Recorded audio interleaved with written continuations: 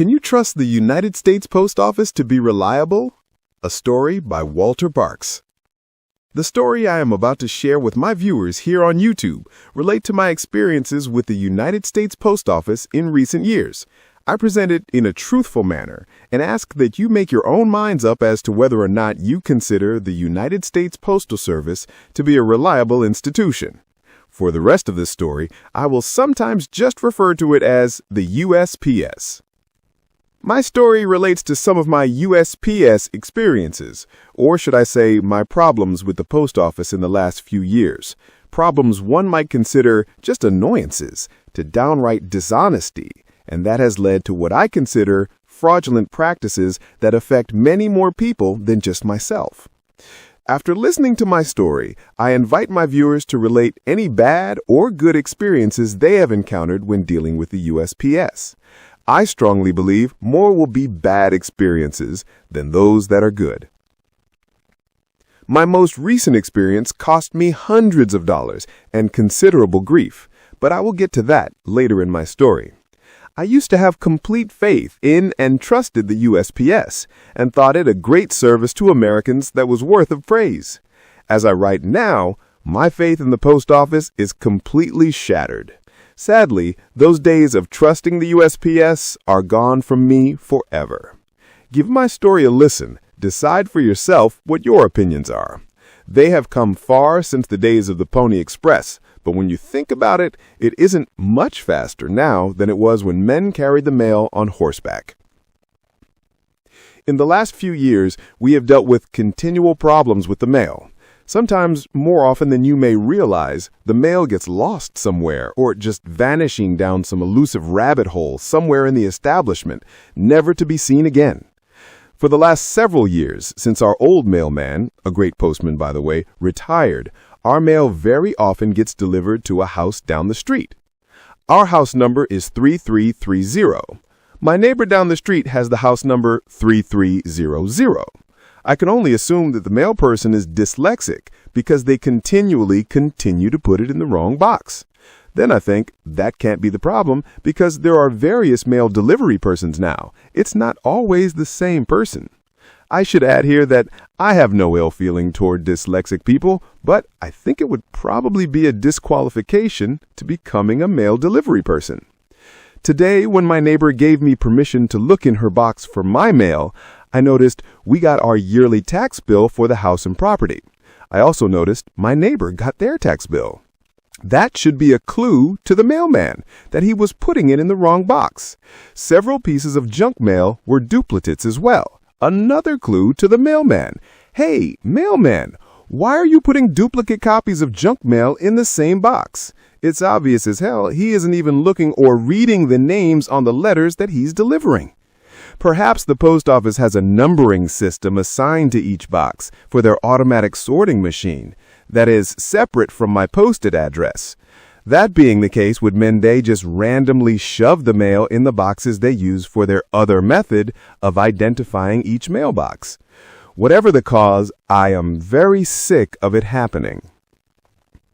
In spite of our having spoken to several mail carriers at the mailbox and sometimes writing them a note to make sure our mail gets delivered, it continues to be a problem.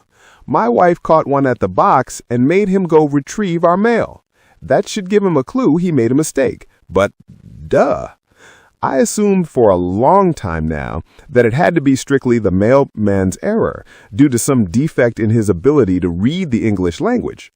Trips to the post office to complain had no effect on the situation, other than the postal clerk giving us a sticker to stick on the inside of the mailbox door to remind the mailman.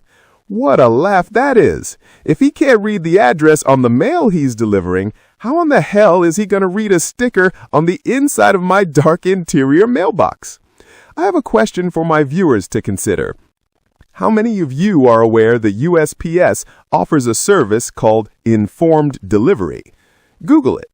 It's there for everyone to use. Just sign up for it, and the post office will send you an email with a photo of your mail that's coming that day. It's a free service, and it works remarkably well.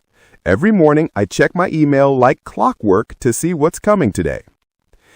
Here's another laugh for my viewers here on YouTube. You can't imagine the frustration it causes us to actually see a photo of the mail only to walk to the mailbox and very often discover that some of it isn't there. The other day, we saw the photo of a letter from the grandchildren addressed to Grandma and Grandpa. It never came, causing us great annoyance. I get even more annoyed when a bank statement has disappeared and never reappears. We faithfully pay for our local newspaper to be delivered by mail. More than I care to mention, our newspaper does not arrive, and sometimes it will come a few days later after some nice person forwarded it on to us. I wish to relate our latest gripe concerning the post office on to my viewers, and this one has not only caused me considerable grief, it has cost me a lot of money and untold problems at the bank. Every month we write checks to pay our monthly bills. We then take them to the post office and blindly trust the U.S.P.S. to brave all the harsh conditions. The old slogan that claimed, rain, snow, sleet, or hail, the mail must go through. Our mistake is in trusting the post office to do their duty. My wife writes the checks, I sign them, and personally see to it that they get in the mail slot inside the post office drop boxes, just to make sure our bills get mailed to their respective destinations before their due dates. The post office, getting the mail there on time, has become a joke. It sometimes takes 2 weeks for some of them to reach their destination. That isn't what I consider prompt delivery, but I digress. Let's get back to my story. My wife informed me recently that most of our checks had cleared the bank, but that one had not cleared. We pay the water bill to the City of Griffin Water Department. It gets mailed to somewhere in Atlanta, Georgia. I personally remember mailing it off to them at the post office. Well, several days went by and we got a letter from the water department saying, pay up or get your water turned off. I decided, what the hell? The water bill's only $31.55. Perhaps it's lost in the mail somewhere. What the heck, we'll go pay it again. That's just a small amount. So we drove to the water department, went in and paid them $31.55 again. Well, a few days later, what do you think cleared the bank? My wife woke me up early after checking the online checking account.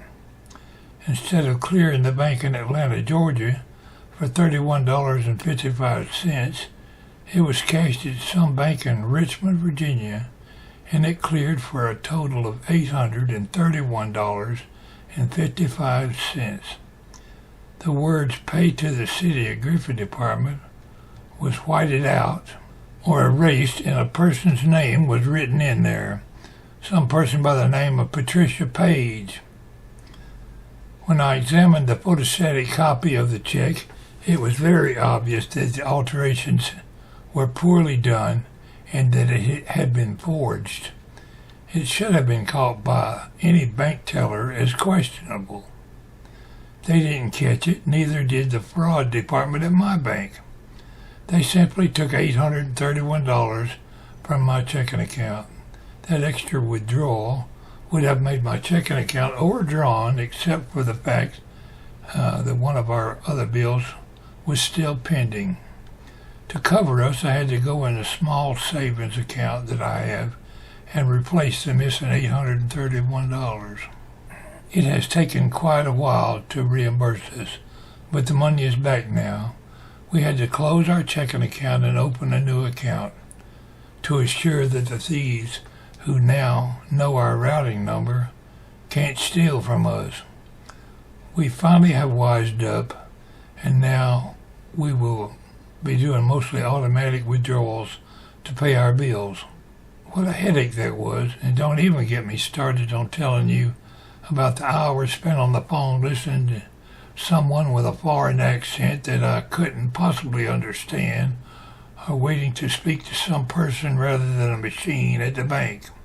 The phrase, Please hold on. Your call is important to us.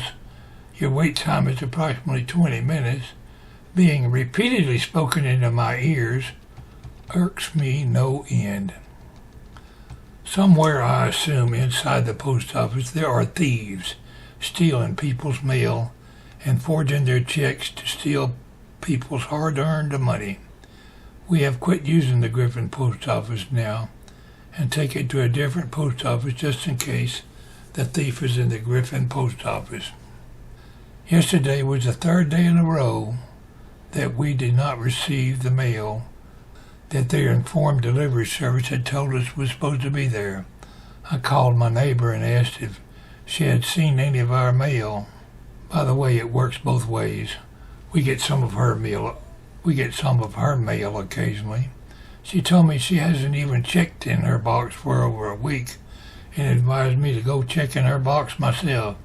True to her word, there was mail in her box for her and for us. I had to sort it, take what was ours. Some of the expected mail wasn't there, but much of it was. I texted my neighbor and thanked her. I suspect the U.S.P.S. problems will continue, and conditions there will slowly deteriorate even further in the future. My advice to Pwalpar viewers is, by all means, sign up for informed delivery so you will know what mail never arrives in your mailbox. It may shock you how much mail doesn't ever arrive at your house. My final piece of advice: do not ever assume the United States Post Office is reliable, because I don't believe it is. Your comments, both pro and con, to this story are welcome here on the Pwalpar channel. Thank you for listening. This is Pwalpar, aka Walter, signing out.